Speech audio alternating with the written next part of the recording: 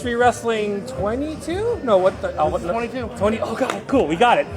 Cecil Nyx. It's you're one of the mainstays in the roster, and Thank God. because I am gonna bring out the extremely ruled match, and it's fascinating how much like slapstick and all of the tiny moments, and like, I mean, run us through like each of those. Like, well, you don't have to pull the curtain too far back, but like to have that type of match, like what were some of those like inspirations and sources you were like, you know what, we'll do it, we'll just run it, we'll see how that goes. So, my kind of methodology, what I do is, wrestling is so ripe for satire that like you can do everything super seriously in a comical setting and make it work. Yeah. It literally, my inspiration for a lot of this is Who Framed Roger Rabbit.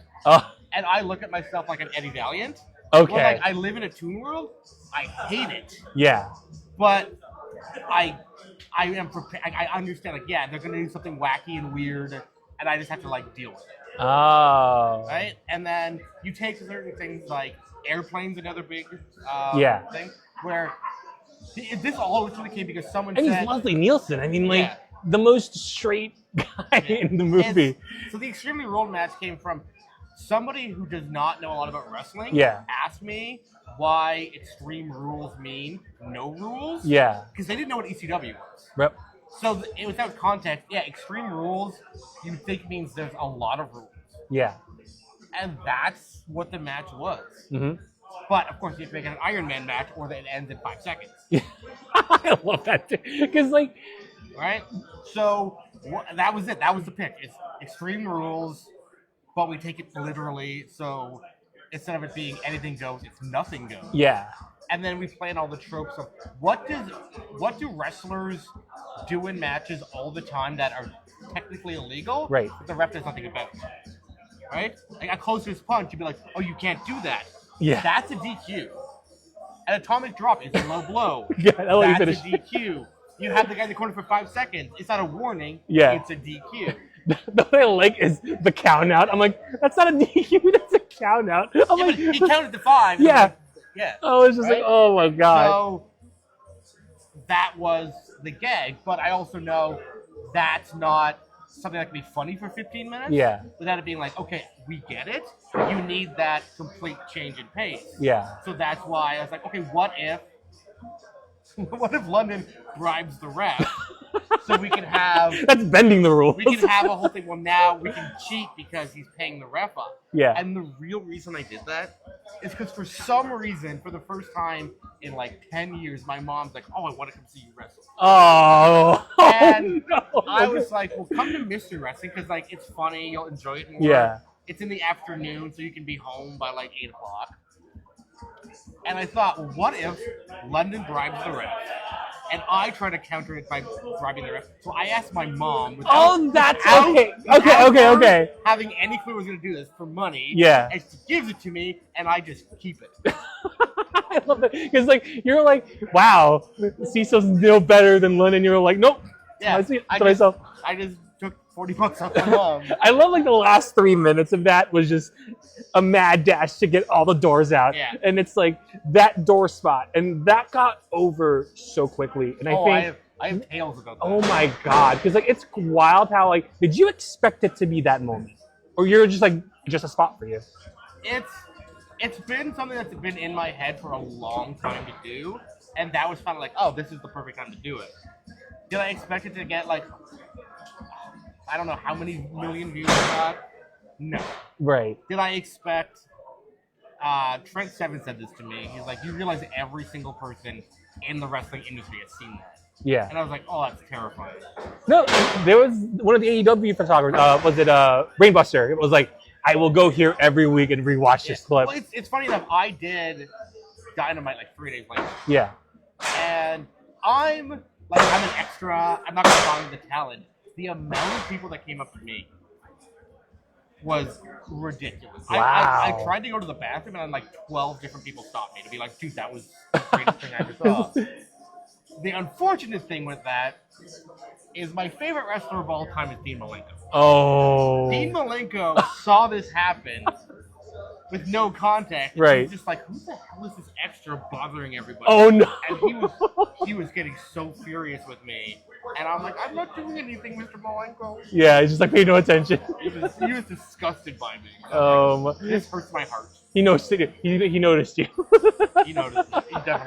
Because I think with the size of mystery now, and like seeing like Uno go from this really small thing to an international thing, what was that like having that exposure on an international level besides here in Gatineau? I mean, to me, it's nice that we have a kind of one is a Canadian indie promotion, but it's also like leaning on the silly side that it's not something you get in mainstream wrestling. Right. It's not something that they're really willing to do. So that's why I think people are drawn to it, and it feels nice that we can do all of this and get a huge positive response. Yeah. And because like I found wrestling right now more than ever is in such a tight lens that kind of creative freedom isn't always there. They're very worried about like TV and are people going to hate it, and it's like let's just go nuts. Yeah. Let's see how far we can push the envelope until we're like, oh no, we went too far. Right. And tonight was a big test because like I'm going to do a musical, and we'll see how that goes. And I think we can do an encore. Yeah, That's so the hope. yeah, but otherwise it's nice. I finally got to see in person, seeing like Extremely Ruled, and then being the hot dog. And it's one of those moments where like seeing you guys where you're at, and now seeing this like international sensation now. Like it's nice to finally see that in person. I think we're being waved. Yeah, we're being waved. So, but otherwise, it's been a pleasure. Thank you so much. All right. Future RG City. London, like I will say this first because I think where did the story of like, oh, he is the All the Marbles Mystery Wrestling Champion. Let's get this out of the way first. Yeah. That was a fun match, but I will say because you have like a certain not affinity, but like you're associated with RJ City. Where the hell did that come from? You see, it's funny. I used to have longer hair. I used to put it up, and everybody used to say, "Oh man, you look like a young RJ City. You look like a young RJ City." And I mean, I didn't know who RJ City was, if I'm going to be completely honest with you, until one day I get to the AEW locker room, just doing some extra work, and RJ City's there, and he walks up and he goes, "Hey, you're me, and I'm you." And we took a photo. Exactly. We took a photo and we put it online. And when we put it online of us two side by side, all the comments were like, "Oh my gosh, we found a young RJ City." And it just took off from there. Oh man, yeah. So I hope RJ's doing well because I sure as heck am. Because like the mustache was that you trying to really distance yourself from that? So that's one of the things I've been saying is people go, "Well, why'd you cut your hair into a mullet? Why'd you grow the mustache?" And I said, "Well, listen, I'm never going to be as handsome as RJ City, so I got to do something different." Right. Yeah, he's too handsome of a guy, right? Yeah. Yeah, he looks too good. So, what I like about it's the literal death match. We're going through the timeline of your career because like that literal death match, and I guess you don't have to pull it back. You don't have to pull everything back with that. What was that like?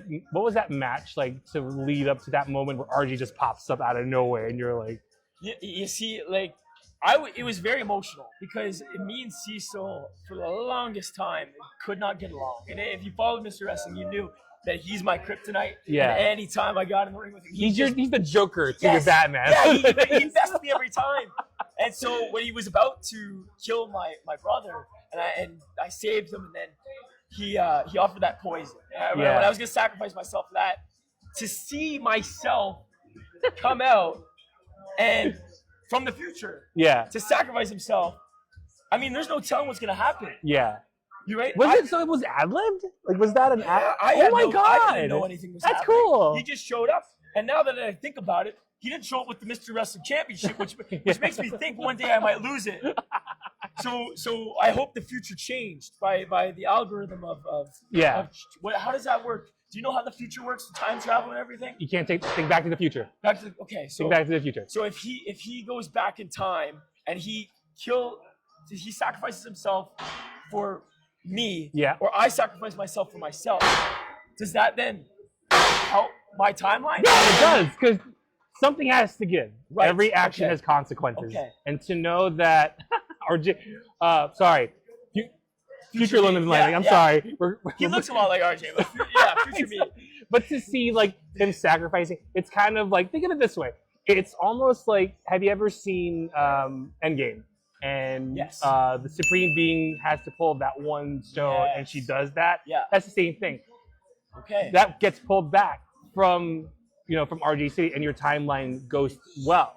Okay, so that's a new timeline. Yeah, it's a new timeline. So I might never lose the championship. That's something We're new. learning something new every day. I love it. But now that you have the title, and I think what's nice about this too is it's a long time coming. Yeah. And knowing that you are the new champion for all the marbles, and to know that running this title means a lot to you. What does it feel like now that you're running this title within the next few shows over at Mystery Wrestling? Well, I don't even know, because I don't even know if I'm going to be at the next few shows, right? Everything in mystery is a mystery. Yeah. I like to be a defending champion. I like to give the belt what it deserves. It's going to be a lot of pressure. It's going to be, they're going to ask me to do a lot more for them probably.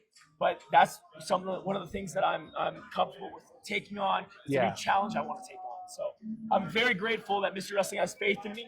I'm very grateful for the match that I had with Stu Grayson. As much as he might not be very grateful for, me pinning him. You deserve it, though. I heard everybody else saying it. Sweet. Yeah, but I'm very excited for this new chapter. Yeah. To see what's going to happen. And what's next? I mean, like, what's next for you besides the title? Like, what are your goals and aspirations now that the year is underway? Well, I think the next goal is to hold this championship as long as I can, and truly, I want to make Mystery Wrestling the place to be, the indie. I want Mystery Wrestling to be the place where every superstar goes, I want to be on that, and I want to be like London.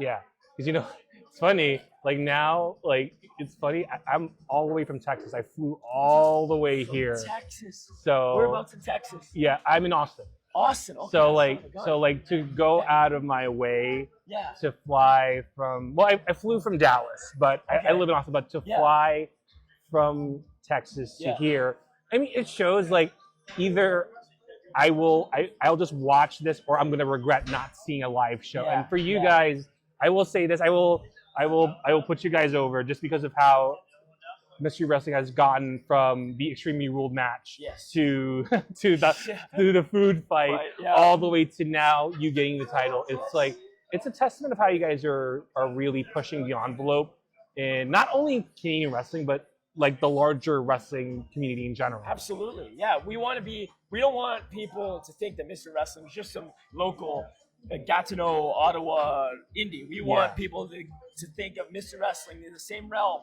of the TNAs, the AEWs, the WWEs, because we have an identity at Mystery Wrestling. Yeah. A lot of places, they miss an identity, and that's one of the joys of working here, is that when you go to Mystery Wrestling, you know what you're going to get, and that's the best part. All right, cool. It was fun. Hopefully down the line we'll do something a bit more long form, but now you have the champion. You are now for the Marbles champion. All the Marbles. There you go. But otherwise, it's been a pleasure. I almost said RG City again. But it was a pleasure to talk to you. Yes, thank you very much. Of course. Thank you.